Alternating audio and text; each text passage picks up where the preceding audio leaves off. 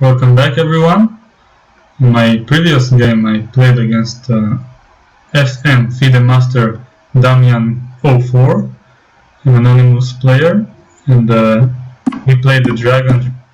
I was the white side of the dragon, and I showed you a line that I really like. I played it since I was 12.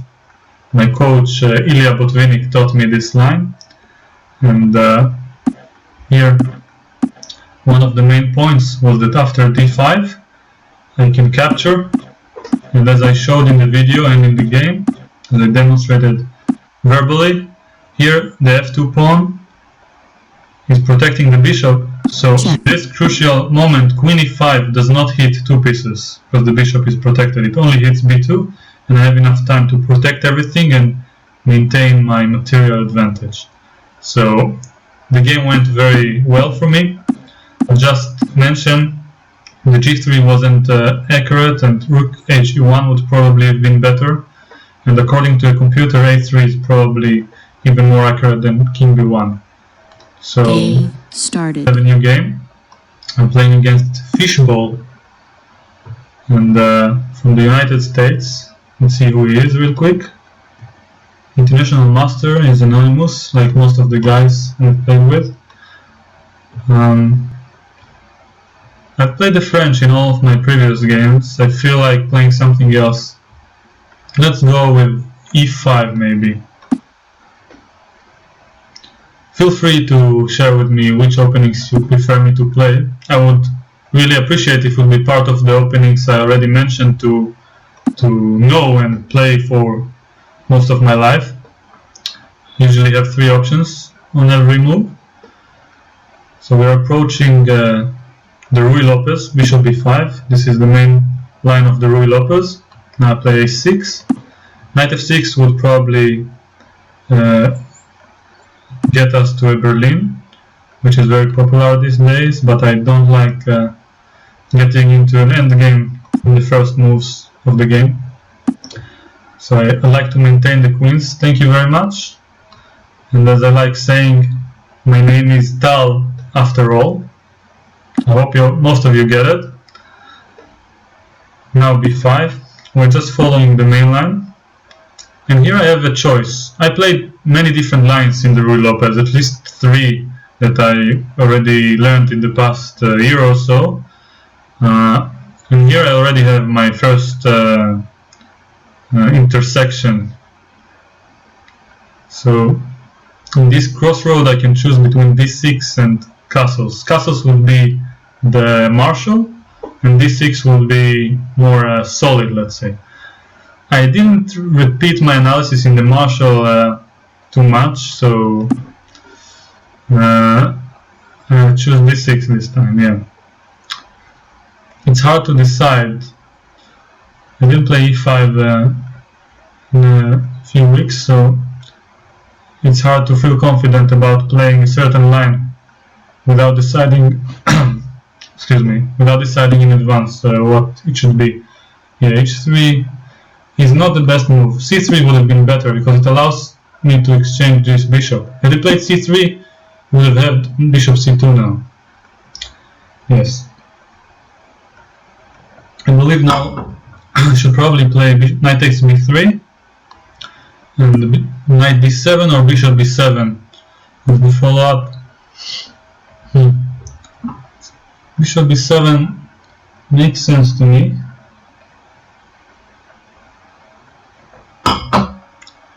Okay. Knight d7 protects my pawn, but it's usually better to develop instead of going backwards when possible. So if I can finish my development without compromising any material or any positional weaknesses, then I'll end up on top thanks to my 2 bishops. So I would like, here again, I could take on e5 probably. And I also want to take on e4 with the knight. I'll go with the safer choice. Since I'm a little bit behind in development, I haven't castled yet, so I'm trying to keep it as simple as possible. Yeah. Now I should probably take on e4 with the knight.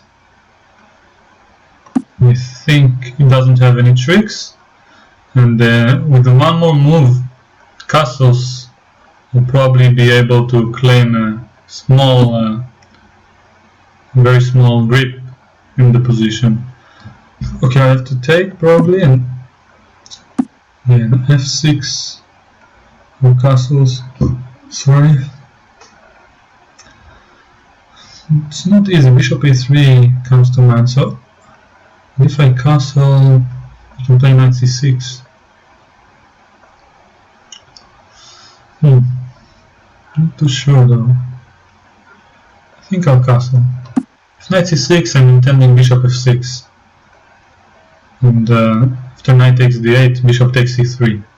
I don't know how to judge this position, but it looks like I'm grabbing some material here, but oh, but bishop b7 is hanging. That's true. That's true actually. I think.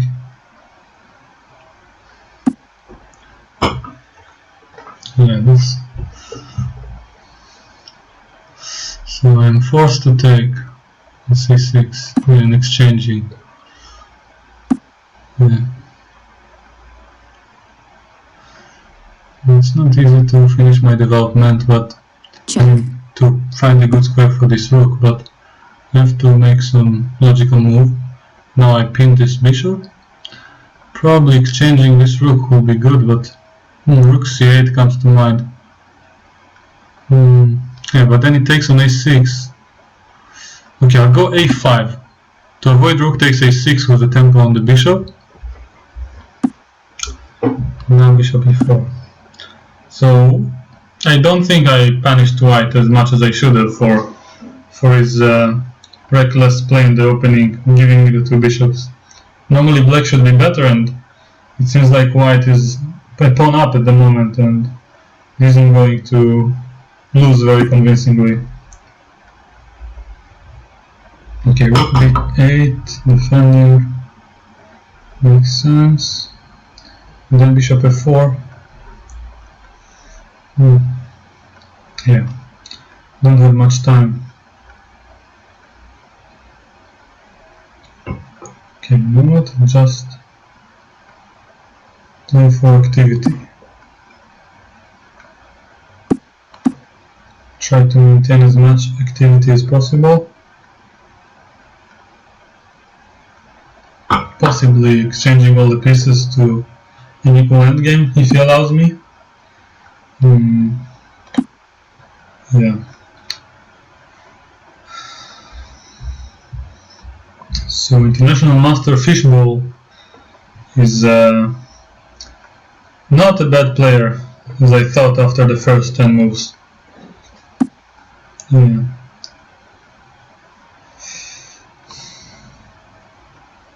Okay, go to b3.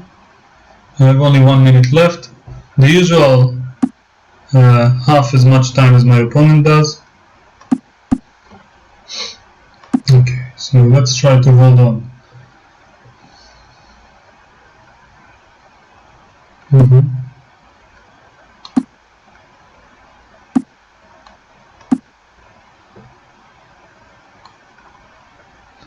Seems like in a regular game I wouldn't have too many problems to equalize,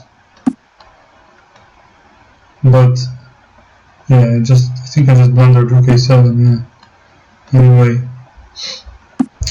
here I am having quite a terrible time pressure, and I know that even if I manage to get a good position, he might just flag me, force my clock to run out in an opposite colored bishops. So I'm trying to, this idea makes me a little bit worried. Check. Might affect my, what? My computer got stuck for a minute. Okay, he gave me a pawn, he's threatening mate. I don't see a way to parry it. Rook f3 makes sense. Seems like the only way not to get mated. Bishop d5. I might still be lost in this ending. but I have to try my best to hold on.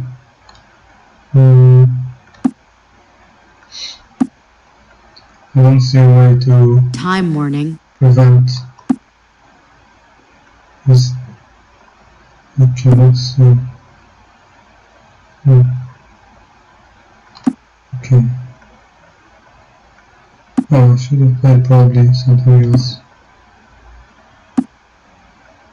Well, I don't see any way to prevent him from winning here. But I have to try. Maybe it's a fortress. Probably not.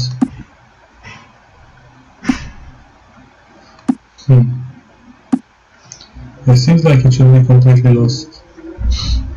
Black forfeits on time. Yeah, good technique by my opponent.